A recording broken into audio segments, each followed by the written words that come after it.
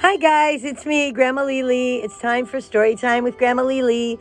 I'm a little bit late today because I had a lot of homework tonight. But I'm going to say hello, of course, and I love you to my babies, Elijah, Jordan, Kylie, and of course to my granddaughter Serenity and my whole family out in New York. I hope you're all healthy, and my whole family in Pennsylvania, and my kids and everybody else. I miss everybody because I haven't seen anybody, and I just miss everybody. But you know who I don't miss? I don't miss you guys because I get to come and see you guys every single day when I read you a story. So it is time to go back and visit Dr. Seuss. So we're going to go back and visit Dr. Seuss, and I have an interesting story to read today. One of the things that I like to do when it's cold and wet and rainy and stormy is I like to take a nap. And we have a story here, and it is called Dr. Seuss's Sleep Book. Now, I've never read this, so we're going to see whether or not this is the kind of book that might help us go to sleep. Maybe if it's Dr. Seuss, it's the kind of book that's going to help us stay awake. And then maybe when it's raining or storming in the middle of the day, when you want to curl up under your blanket with your hot chocolate and take a nap, your mommy can put on Dr. Seuss's Sleep Book, or your daddy can put on Dr. Seuss's Sleep Book, and Grandma Lily will read to you. So here we go, Dr. Seuss's Sleep Book, originally published in 1962. Grandma Lily was 2 years old in 1962. The news just came in from the county of Keck that a very small bug by the name of Van Vleck is yawning so wide you can look down his neck. This may not seem very important, I know, but it is, so I'm bothering telling you so. A yawn is quite catching, you see, like a cough. It just takes one yawn to start other yawns off. Now the news has come in that some friends of Van Vleck's are yawning so wide you can look down their necks. At this moment right now, under 7 more noses, great yawns are in blossoms. They're blooming like roses. The yawn of that one little bug is still spreading. According to latest reports, it is heading across the wide fields through the sleepy night air, across the whole country, toward every which where, and people are gradually starting to say, I feel rather drowsy. I've had quite a day. Everybody's getting tired. Creatures are starting to think about rest. 2 biffer birds are now building their nest. They do it each night, and quite often I wonder how they do this big job without making a blunder. Now, but that is their problem, not yours and not mine. The point is, they're going to bed, and that's fine. Sleep thoughts are spreading throughout the whole land. The time for night brushing of teeth is at hand. Up at Herkheimer Falls, where the great river rushes and crashes down crags in great gargling gushes, the Herkheimer sisters are using their brushes. Those falls are just grand for toothbrushing beneath, if you happen to be up that way with your teeth. The news just came in from the castle of Krupp that the lights are all out and the drawbridge is up. And the old drawbridge drawer just said with a yawn, my drawbridge is drawn, and it's going to stay drawn till the milkman delivers the milk about dawn.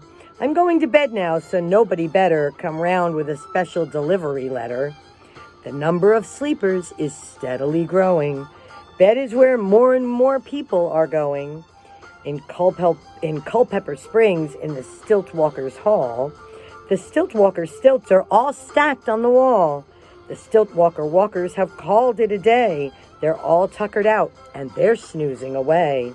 This is very big news. It is important to know, and that's why I'm bothering telling you so.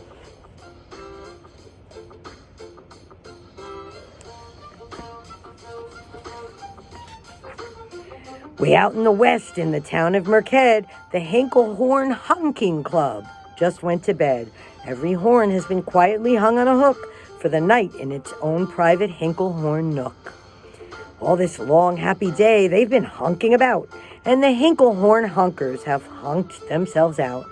but they'll wake up quite fresh in the morning, and then they'll start right in Hinklehorn honking again.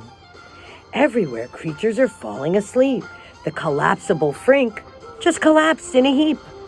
And by adding the frink to the others before, I am able to give you the Who's Asleep score. Right now, 40,404. Creatures are happily, deeply in slumber. I think you'll agree that's a whopping fine number. Counting up sleepers, just how do we do it? Really quite simple. There's nothing much to it. We find out how many, we learn the amount by an audio-tellio-tallio count. On a mountain, halfway between Reno and Rome, we have a machine in a plexiglass dome, which listens and looks into everyone's home. And whenever it sees a new sleeper go flop, it jiggles and lets a new biggle ball drop. Our chap counts these balls as they plop in a cup, and that's how we know who is down and who's up. Looks like he's making his notes on a roll of toilet paper, doesn't it?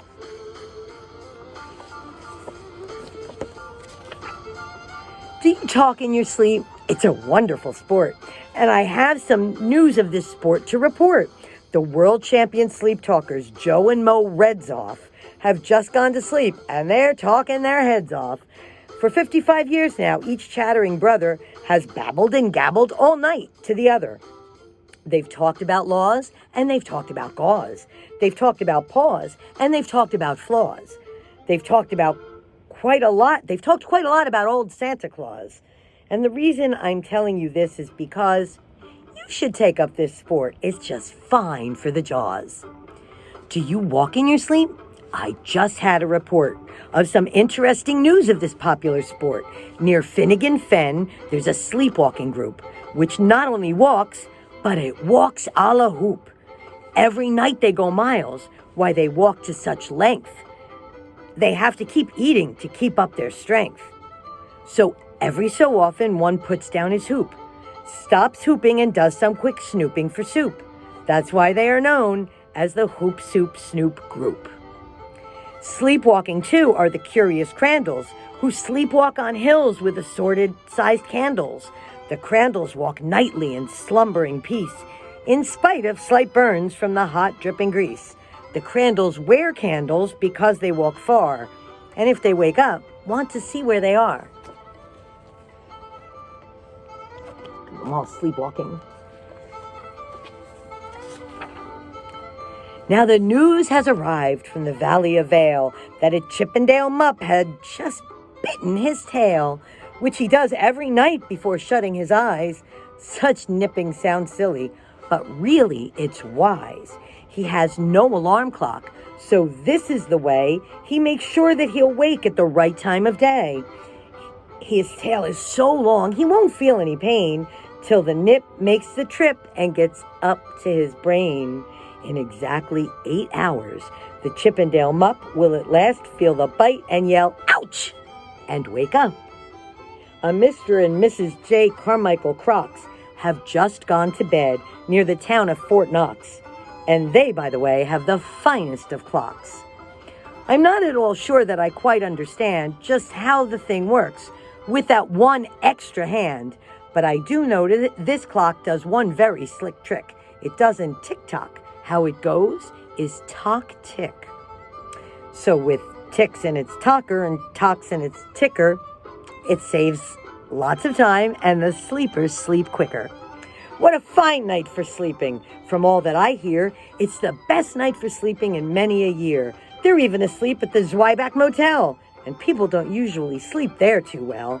The beds are like rocks, and as everyone knows, the sheets are too short. They won't cover your toes. So if people are actually sleeping in there, it's a great night for sleeping. It must be the air.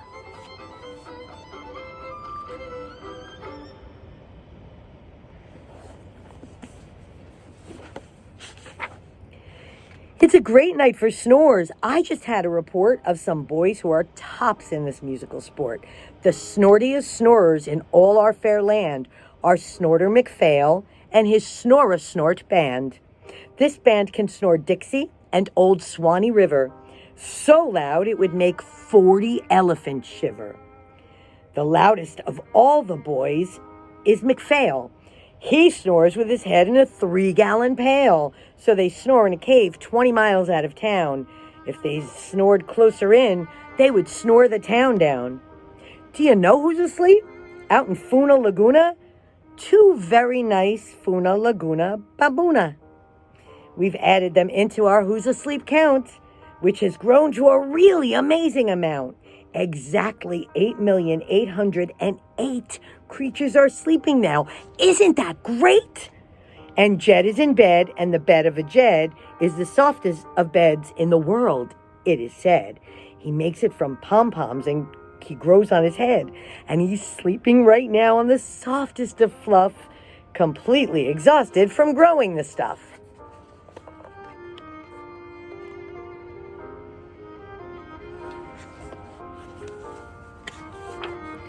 The news has come in from the district of Doft that 2 oft are asleep and they're sleeping aloft. And how are they able to sleep off the ground? I'll tell you, I weighed one last week and I found that an oft is so light, he weighs -1 pound. A moose is asleep. He is dreaming of moose drinks. A goose is asleep. He is dreaming of goose drinks. That's well and good when a moose dreams of moose juice, and nothing goes wrong when a goose dreams of goose juice. But it isn't too good when a goose and a moose start dreaming they're drinking the other one's juice. Moose juice, not goose juice, is juice for a moose. And goose juice, not moose juice, is juice for a goose. So when goose gets a mouthful of juices of mooses, and moose gets a mouthful of juices of gooses, they always fall out of their beds screaming screams. So I'm warning you now, never drink in your dreams. Speaking of dreaming, I think you should note that the Bumble Tub Club is now dreaming afloat. Every night they go dreaming down Bumble Tub Creek, except for one night every 3rd or 4th week, when they stop for repairs, because their Bumble Tubs leak. But tonight they're afloat, full of dreams, full of bliss, and that's why I'm bothering telling you this.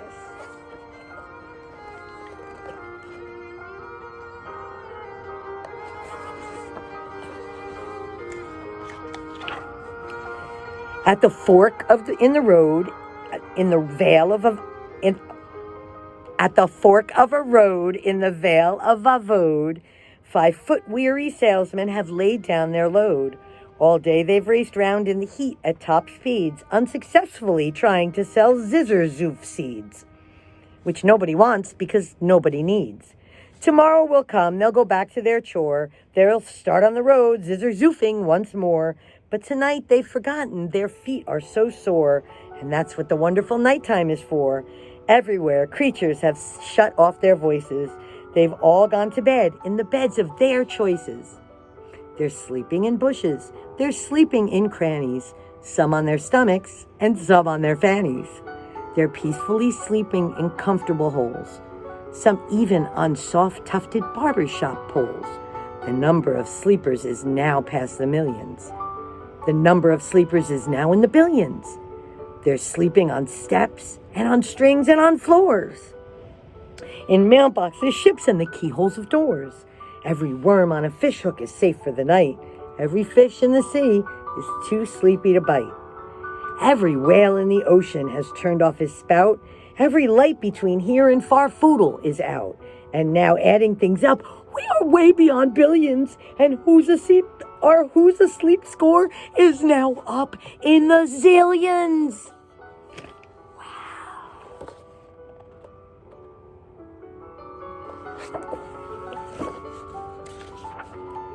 99,9,000,000,002 creatures are sleeping. So, how about you? When you put out your light, then the number will be 99,000,000,009,000,003. All of these people are sleeping.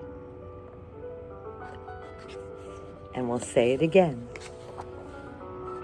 When you put out your light, then the number will be 99,000,000,009,000,003. 9,000,000,003.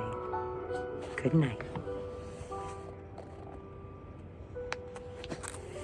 That's it for today, guys. You know what? Saying all those words made me tired. And I think a yawn really is catching. So I hope you had a really good day. And I hope that this book helps to make you laugh. And tomorrow we'll have another very special book. Who knows what it'll be? Have a great night. Grandma Lily loves you. Bye-bye.